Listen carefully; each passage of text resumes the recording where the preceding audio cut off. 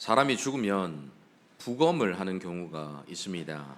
한 사람의 죽음이 헛되지 않도록 하고 그 죽음을 통해서 더 많은 생명을 살리는 지혜를 얻는 것이 이 부검의 참된 목적이다라고 할 수가 있지요. 전 세계적으로 수많은 교회들이 한때는 부흥과 성장을 경험했지만 시간이 지나면서 서서히 쇠퇴하고 결국 문을 닫는 안타까운 일들을 보게 됩니다. 물론 주님의 몸된 공교회는 영원히 죽지 않지만 눈에 보이는 지역교회는 새롭게 태어나서 자라고 늙어가다 죽는 경우들이 있습니다. 미국의 교회 성장 전문가 톰 레이너 박사라는 분이 있는데 그의 책 죽은 교회를 부검하다라는 책에서 세워졌다가 문을 닫고 사라진 14개 교회를 분석한 보고서를 이렇게 책으로 쓴 것이 있습니다. 그 교회들의 죽음의 원인 10가지 사인을 제시하고 있는데요. 첫 번째는 눈에 띄지 않게 서서히 점진적으로 쇠퇴하는 것, 이것이 교회의 죽음, 교회가 문을 닫고 사라진 그 죽음의 원인이다, 이렇게 제시를 했습니다. 과거의 영광에만 집착하며 현실을 부정하는 것, 이것이 또 하나의 사인이었고요. 지역사회를 외면하고 교회가 요새화되는 것, 내부지향적으로만 예산을 사용하는 것, 예수님의 지상 대명령을 망각하는 것, 자기 취향, 자기 자신만을 위하는 이기적인 성도로 가득한 것, 목사가 자주 교체되는 것, 기도를 하지 않거나 형식적인 기도 생활을 하는 것, 사라진 비전과 교회의 목적을 상실하는 것, 그리고 교회의 시설에만 집착하는 것, 이것이 교회를 점점 쇠퇴하게 만들고 문을 닫고 사라지게 죽음에 이르게 만드는 10가지 사인, 이렇게 제시를 했습니다. 다음에 기회가 되면 하나하나 우리가 자세히 좀 살펴봤으면 좋겠는데요. 이 10가지 사인을 잘 살펴보면 모두 교회의 외부적인 환경보다는 내부의 영적인 상태와 직결된다라는 것을 알 수가 있지요. 오늘날 한국 교회의 현실 한번 보십시오. 그동안 외형적으로는 성장을 이루어 왔지만 이제는 그 성장도 멈춘 것을 넘어서 급속한 쇠퇴로 접어든 지 아주 오래 되었습니다. 내면적으로는 말과 행동의 구체적인 변화나 성숙이 이루어지지 않았기 때문에 더욱 심각한 영적인 위기를 맞고 있지요. 그 결과 젊은 세대들은 교회를 떠나고 있고요. 사회적으로는 교회에 대한 신뢰도가 바닥이 어딘지도 모르게 계속해서 떨어지고 있는 상태입니다. 아주 안타까운 상황이라고 할 수가 있죠. 이런 시기에 우리 서울제일교회의 상황은 어떨까요? 객관적 지표가 되는 수치로 한번 살펴볼까요? 제가 부임한 지 이제 만 3년이 다 되어 가는데요. 한 30년 된 것 같은데 아직 3년도 안 됐어, 이런 생각하실 수도 있는데, 한 3년을 이제 다 되어 갑니다. 처음 부임했을 때와 비교를 해서 주일 출석 인원을 한번 비교해 보면 전체 평균을 냈을 때 한 30명 정도가 늘은 것으로 어제 그 수치를 보니까 그렇게 판단이 되더라고요. 온라인 사역, 유튜브 채널 구독자는 어제 제가 확인해 보니까 정확하게 250명이 늘었습니다. 교회 연간 예산 세워놓은 걸 보니까 재정부장님의 그 말씀에 따르면 우리 교회 46년 역사상 올해 가장 많은 예산을 세웠다, 이렇게 말씀을 주셨습니다. 작년 결산이 그만큼 됐으니까 올해 예산이 그렇게 세워졌겠지요. 오늘 유아 세례까지 포함해서 그동안 10명이 세례나 입교를 받았고 현재 2분이 교육을 거의 마치고 이제 세례를 앞두고 있습니다.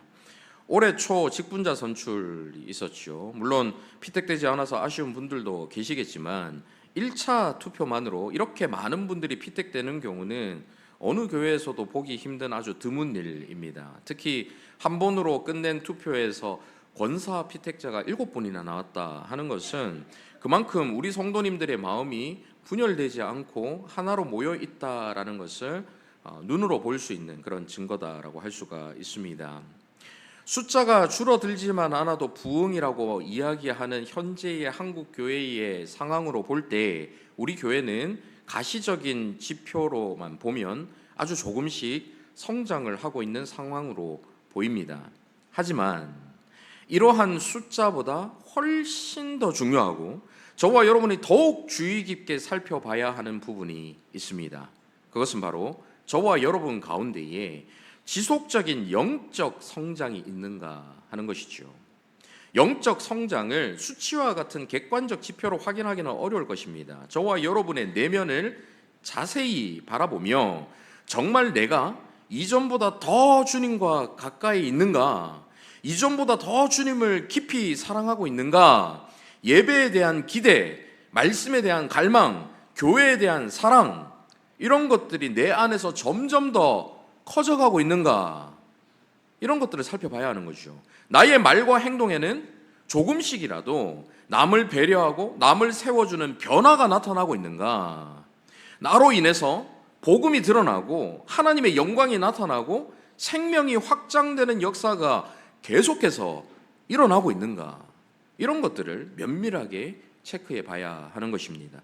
저와 여러분 개개인의 영적인 성장이 없다면 지금 당장은 눈에 보이는 수치적으로 교회가 조금씩 성장하는 것처럼 보여도 그 수치가 언제 무너질지 모릅니다. 모두 다 허수예요.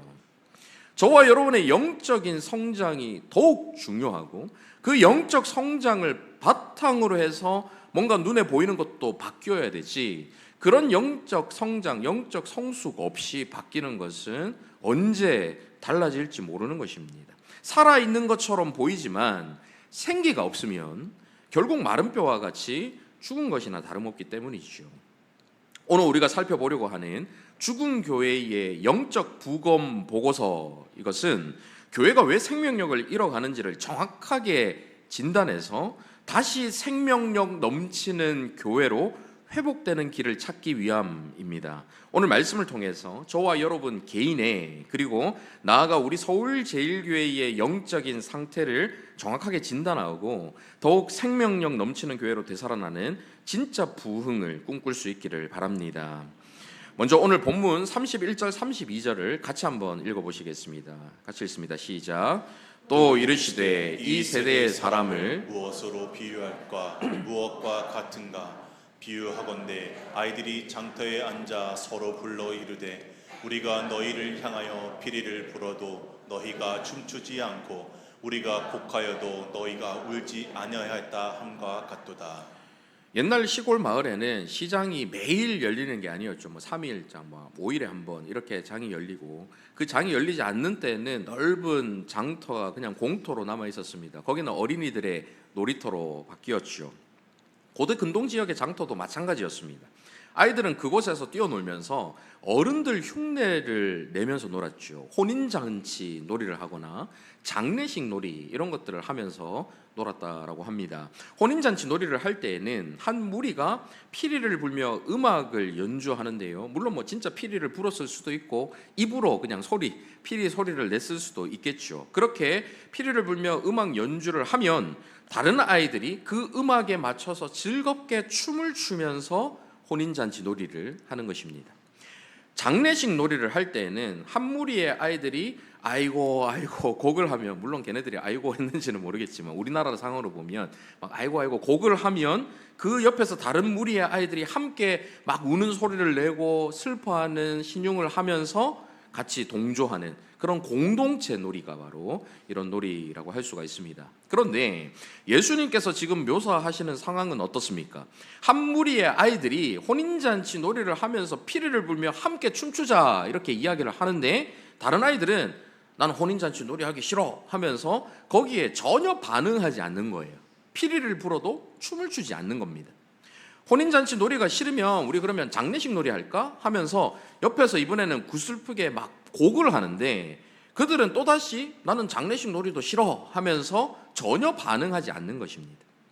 예수님께서는 이 비유를 통해서 당시 세대의 영적인 상태를 정확하게 진단하고 계시지요. 누가 어떤 식으로 하나님의 말씀을 전해도 아무런 반응이 없고 성령의 역사에 대한 감각이나 하나님의 사랑에 대한 감격도 전혀 없는 상태, 그것이 바로 당시 사람들의 영적인 상태, 당시 사람들의 모습이다라는 것입니다. 본문 33절과 34절에서는 이 비유에 대한 구체적인 설명이 이어지고 있는데요. 먼저 33절 한번 보십시오. 세례 요한이 와서 떡도 먹지 아니하며 포도주도 마시지 아니하며 너희 말이 귀신이 들렸다 하더니. 세례 요한이 어떤 사람입니까? 메시아의 길을 예비하는 위대한 선지자 아닙니까?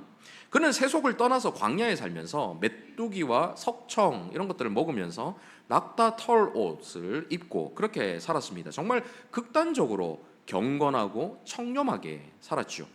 그러면서 사람들의 죄를 날카롭게 지적하고 진정한 회개를 촉구합니다. 회개하라, 천국이 가까이 왔다. 이 독사의 자식들아, 누가 너희들에게 이 회개해서 막 이 다가올 심판을 피하게 했냐, 막 아주 날카롭게 죄를 지적하면서 회개를 촉구했습니다. 그런데 그런 세례 요한을 사람들은 귀신이 들렸다 이렇게 평가를 했죠. 경건도 좋고 청렴도 좋은데 아니 너무 지나치다 이런 거예요. 사실 바리새인들 그들은 자신들도 나름 경건하게 산다라고 자부하던 사람들이었습니다. 그런데 세례 요한에 비교해 보니까 자신들의 경건은 아무것도 아닌 것처럼 보이는 거예요. 세례 요한에 비교했을 때 자신들의 전혀 경건해 보이지 않은 겁니다. 만약 그들의 경건이 진실된 것이었다면 자신들도 세례 요한을 보면서 자극을 받고 도전을 받아서 나도 세례 요한처럼 저렇게 경건하게 살아야지 이렇게 그를 따르는 것이 정상인데 그들은 오히려 세례 요한을 귀신이 들렸다 하면서 정신병자 취급을 하는 겁니다. 그러면서 그동안의 그들의 이 경건이 모양만 있는 빈 껍데기에 불과하다는 것을 스스로 증명하고 있었던 것이죠. 그런데 거기서 끝나지 않습니다. 34절 한번 보십시오. 인자는 와서, 여기서 인자는 예수님이죠.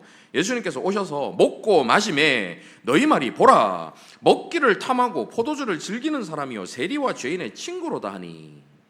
세례 요한과는 정반대로 예수님은 사람들과 함께 어울리십니다. 그것도 심지어 죄인들과 세리들, 지난주에 살펴봤던 창기 같은 여인들, 이런 사람들과 함께 어울려 마시면서 식탁을 같이 하고 교제를 같이 나누는 거예요. 이런 모습을 통해서 예수님은 하나님의 사랑과 은혜가 모든 사람들에게 임한다라는 것, 특별히 죄가 많은 죄인들에게 더 큰 은혜가 임한다라는 것을 몸소 보여주셨습니다. 근데 사람들은 이런 예수님을 어떻게 평가합니까? 먹기를 탐하고 포도주를 즐기는 사람 막 이렇게 얘기하죠. 세리와 죄인의 친구, 곧 예수님도 똑같은 죄인이다 이렇게 매도하는 것입니다. 정말 모순적인 태도 아닙니까? 세례 요한이 금욕적으로 살면 귀신 들렸다라고 얘기하고 예수님께서 사람들과 막 어울리면 먹는 것과 술 마시는 것만 좋아하는 방탕한 사람이다 막 이렇게 비판하는 거예요. 세례 요한과 예수님께서 전하시는 이 하나님의 지혜에 대해서는 전혀 관심도 없고 그저 비판을 위한 비판을 이어가는 것입니다. 여러분 사실 이 비판이라는 것은 아주 중요한 것입니다. 학문적으로 critical thinking, 이 비판적 사고라는 것은 지식의 본질이나 근거, 의미를 질문하게 해서 깊이 있는 학문적인 성찰 그리고 학문적인 발전을 이끌어내는 것이 바로 이 비판적 사고인 것이죠. 일상에서도 비판적 사고는 이 가짜 뉴스나 편향된 정보들을 걸러내게 만들어주는 겁니다. 논리적인 판단이나 창의적인 해결책을 마련하게 하는 아주 유익하고도 꼭 필요한 것이죠. 하지만 이런 비판적인 사고가 균형을 잃어버리면 회의주의나 반대를 위한 반대를 만들어내게 됩니다.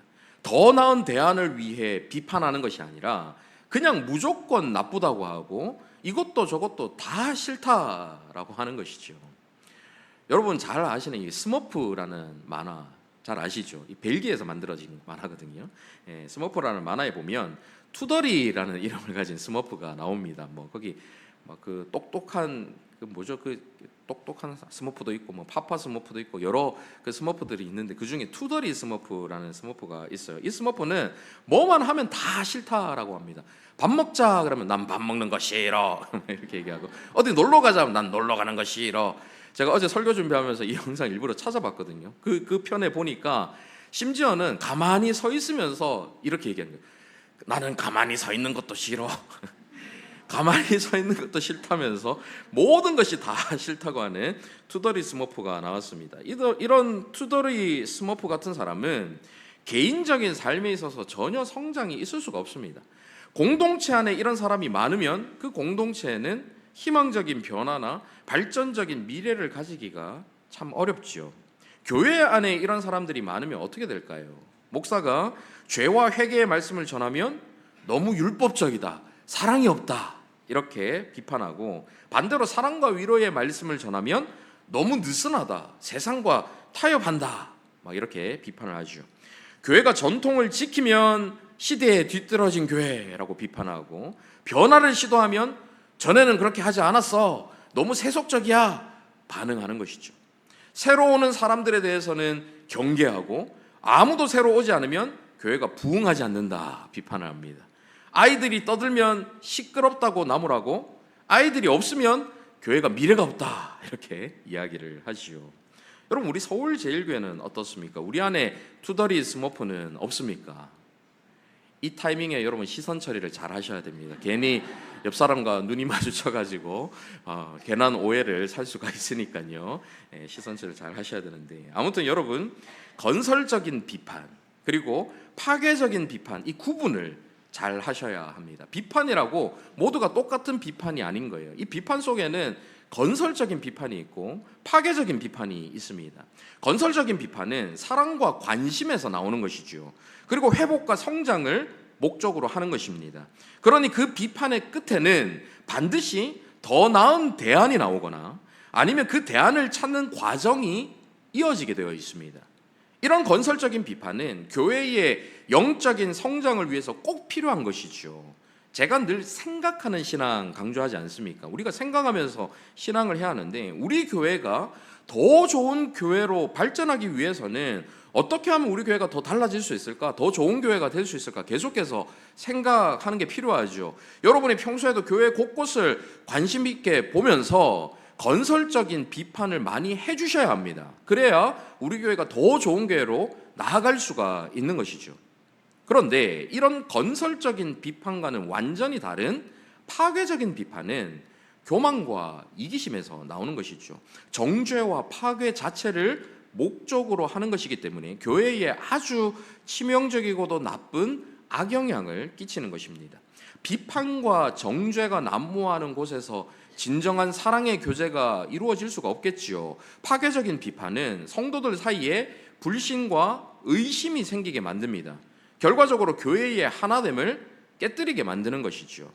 이러한 비판적인 분위기에서는 누구도 자신의 연약함을 드러내거나 남들에게 도움을 구할 수가 없는 환경이 조성됩니다. 실수를 인정하고 회개하기보다 늘 방어적인 자세가 나타나고 자기 합리화나 자기 정당화하는 일에 모든 힘을 쏟게 되는 그런 상황이 생기는 것이죠. 이런 환경에서는 당연히 영적인 성장이 원활하게 이루어질 수가 없습니다. 파괴적인 비판은 교회 사역에 있어서도 안전한 것, 익숙한 것만 하게 만듭니다. 비판받기 싫으니까요. 뭘 해도 막 반대하고 뭘 해도 비판하면 그 속에서 새로운 거 시도하고 싶겠습니까? 새로운 도전이나 창의적인 사역은 피하게 만드는 거죠. 변화하는 것을 극도로 꺼려하며 그저 현상 유지에만 급급하게 되는 것입니다. 여러분, 현대사회를 한번 보십시오. 하루가 멀다 하고 빠르게 변화하는 게 현대사회 아닙니까? 이런 빠른 변화 앞에서 변화 없이 현상 유지를 하는 것은 단순히 유지되는 게 아니라 그 자체로 퇴보입니다. 계속해서 뒤처지는 거예요. 그런데 교회의 미래를 생각하지 못하게 만드는 것, 그게 바로 이 파괴적인 비판인 것이죠. 교회 안에서 틈만 나면 서로 비판하고 정죄하는 모습을 만약에 세상 사람들이 본다면 과연 그 교회의 매력을 느낄 수가 있을까요? 사랑이 없는 곳에서 사랑의 하나님을 증거할 수가 있을까요? 하나님은 사랑이시다 막 말로는 이야기하는데 교회 안에 전혀 사랑이 없어요. 서로 사랑을 섬기고 이런 모습이 전혀 보이지 않습니다. 그런 모습들을 보면서 어느 사람이 하나님이 사랑이시다라는 것을 깨달을 수 있겠습니까? 파괴적인 비판이 난무하는 교회는 그래서 세상에 대한 영향력을 잃어버리게 됩니다.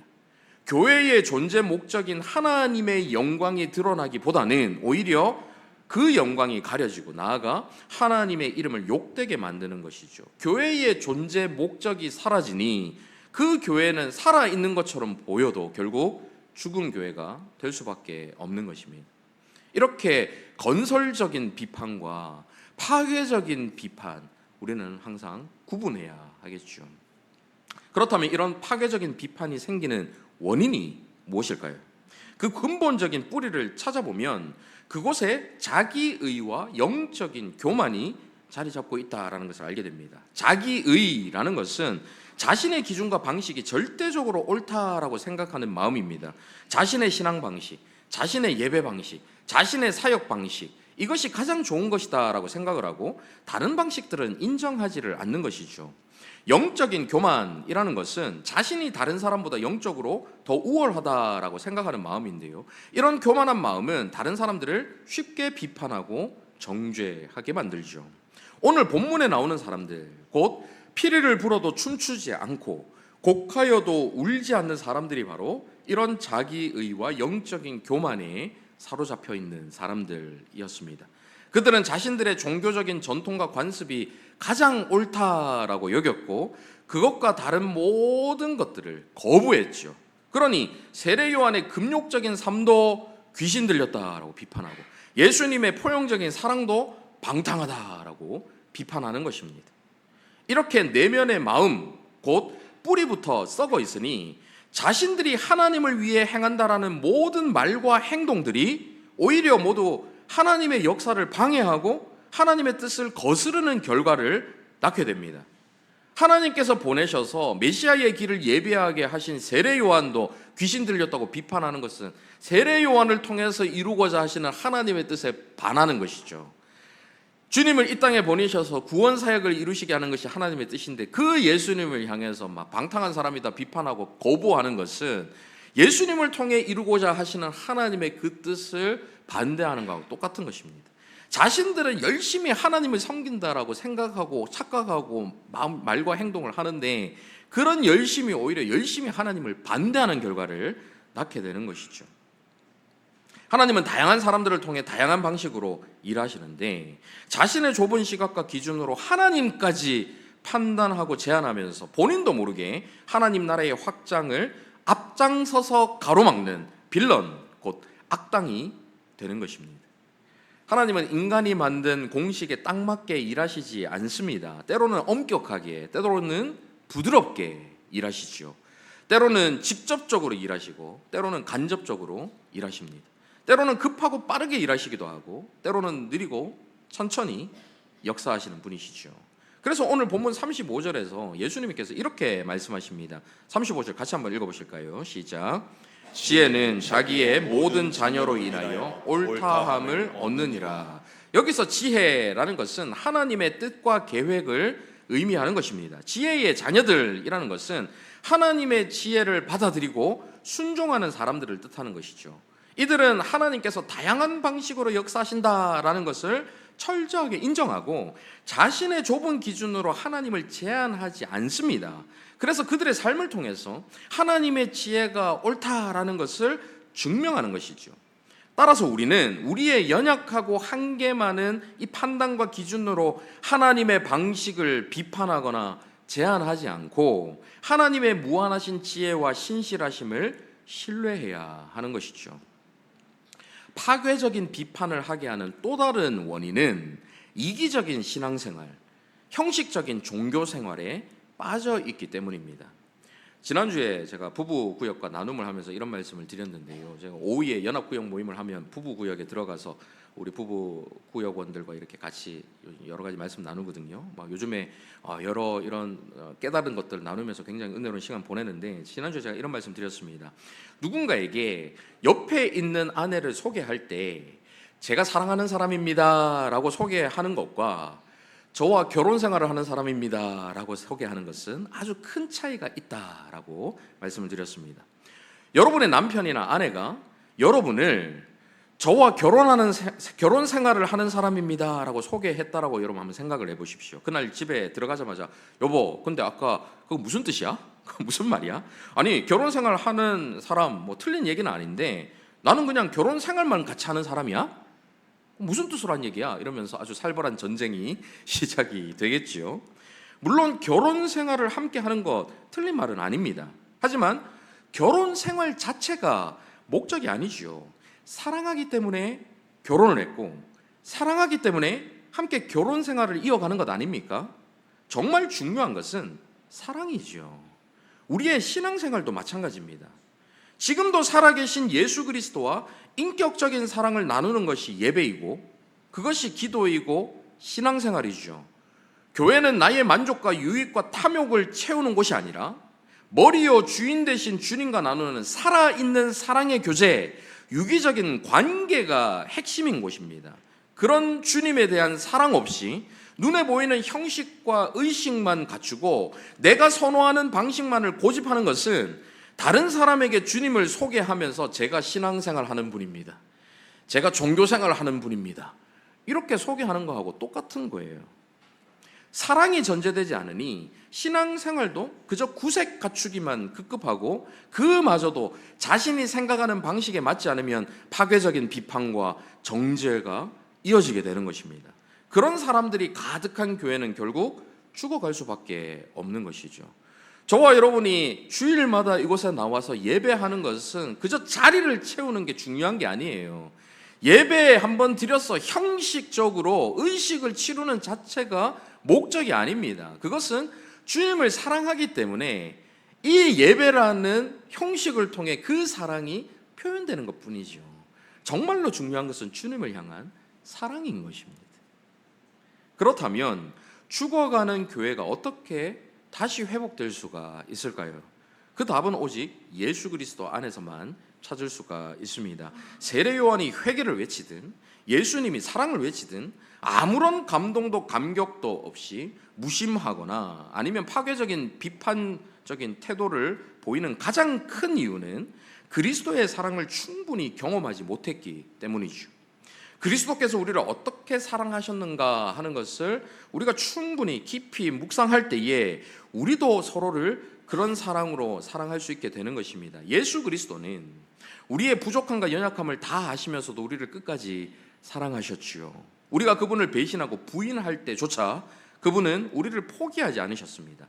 이런 무조건적이고 변함없는 사랑을 압도적으로 제대로 경험한 사람은 파괴적인 비판을 하지 않습니다. 반대를 위한 반대를 할 수가 없어요. 왜냐하면 그 마음속에 주님의 사랑으로 가득하기 때문에 그런 사람들은 어떻게 하면 내가 주님을 더 사랑할 수 있을까 고민하는 거예요. 어떻게 하면 내 옆에 있는 저 형제 자매를 주님을 더 사랑할 수 있도록 만들어줄 수 있을까? 주님을 사랑하는 마음이 이렇게 크고 기쁜데, 이렇게 행복한 건데 내 사랑하는 형제 자매가 어떻게 하면 주님의 사랑을 더 깨달을 수 있을까? 이런 걸 고민하는 거죠. 그런 사람에게 파괴적인 비판이 나올 수 있겠습니까? 반대를 위한 반대가 있을 수 있을까요? 우리 교회 안에, 여러분 한번 상상해 보세요. 우리 교회 안에 속해 있는 모든 성도님들이 이런 고민을 하면서 서로 막 주님을 경쟁적으로 더 사랑하려고 막 애쓰고 서로 막 상대방이 주님을 더 사랑할 수 있도록 해주고 싶어서 막 견딜 수 없어 한다면 이런 교회가 죽은 교회가 될 수 있을까요? 생명력이 넘치는 교회 될 수밖에 없지 않겠습니까?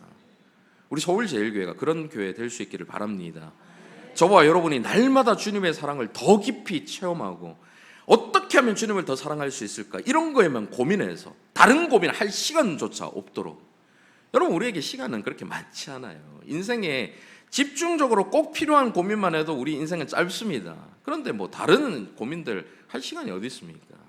어떻게 하면 주님을 더 사랑하게 만들까? 더 사랑하는 교회가 될 수 있도록 만들까? 이런 것들을 고민하다 보면 계속 대안을 찾게 되고 더 좋은 방법을 찾게 되고 건설적인 비판을 할 수 있게 되는 것이죠. 예수 그리스도를 향한 사랑이 우리 가운데 회복되면 자연스럽게 우리 가운데 그리스도를 닮고 싶은 마음이 이어지게 됩니다. 하나님과 동등하신 분이었지만 자신을 비워 종의 형체를 가지신 겸손의 왕이신 그분처럼 우리도 겸손해지고 싶은 마음이 들게 되는 것이죠. 자기보다 다른 사람을 더 나은 사람으로 여기면서 서로 섬기는 것을 기뻐하게 되는 것입니다. 자신의 부족함을 인정하고 다른 사람에게서 배우려는 마음이 가득해서 자신의 목소리는 낮추고 다른 사람의 목소리를 경청하게 되는 것이죠. 모두가 서로를 막 배려하고 높여주는 교회라면 막 밥 먹으러 갔을 때 서로 막 돈 내려고 애를 쓰고 막 서로 막 칭찬하려고 애를 쓰고 모이기만 하면 그 사람 집사님 그 집사님 봤어? 지난번에 기도하는데 얼마나 뜨겁게 하는지, 지난번에 찬양하는데 얼마나 뜨겁게 하는지, 나도 좀 보고 배워야겠어. 서로 막 그런 이야기를 한다면 서로 세워주고 높여주는 그 교회가 얼마나 매력적인 교회가 되겠습니까?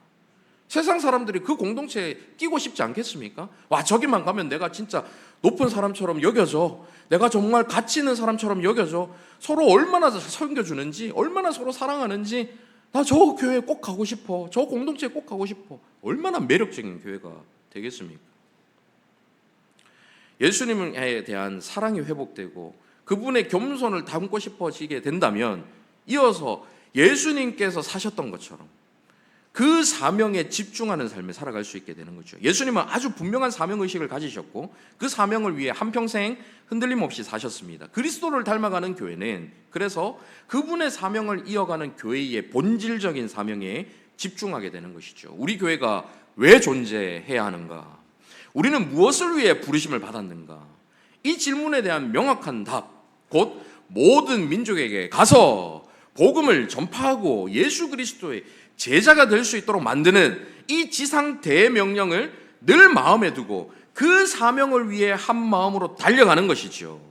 개인적인 선호나 개인적인 편견이나 개인적인 이기심이나 교회 내의 여러 가지 막 정치적인 이해관계 이런 것 모든 것들을 뛰어넘는 그것을 초월하는 이 본질적인 사명에만 집중할 때 교회는 그 생명력을 유지하며 더욱 건강하게 성장할 수 있는 것입니다.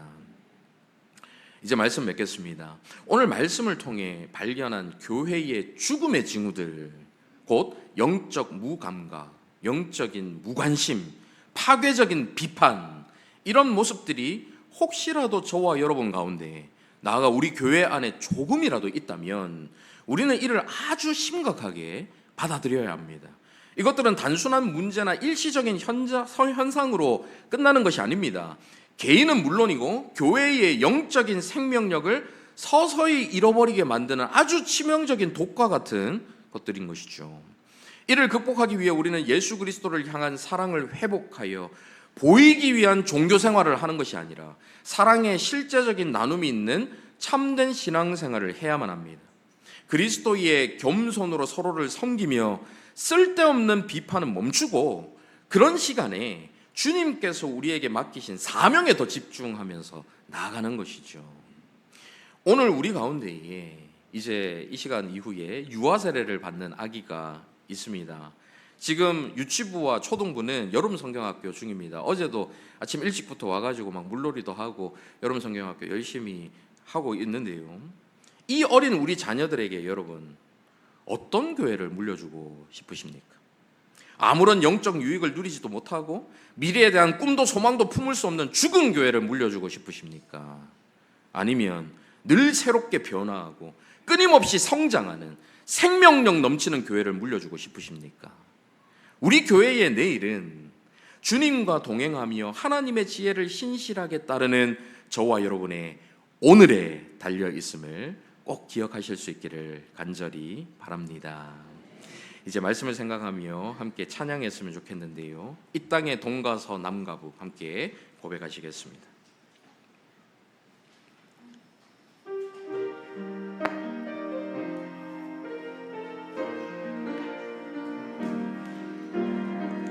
이 땅의 동과 서남과 북 가득한 죄악 용서하소서. 모든 우상들은 무너지고 주님만 높이는 교회 되게 하소서.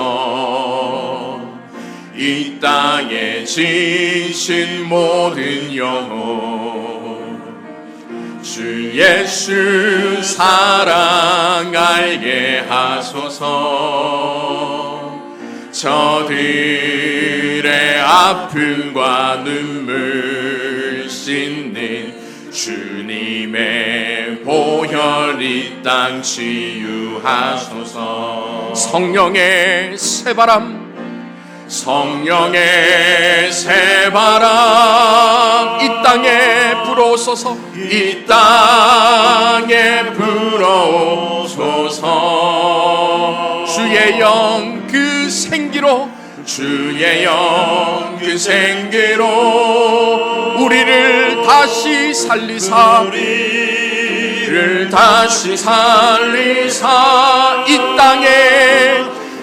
땅에 하나님 영광 거하니 그런 교회가 되게 하소서. 열방에 하나님 영광 비추니 그런 교회가 되게. 조금 더 빠르게 고백해 볼까요? 성령의 새바람, 성령의 새바람 이 땅에 불어오소서. 이 땅에 불어오소서.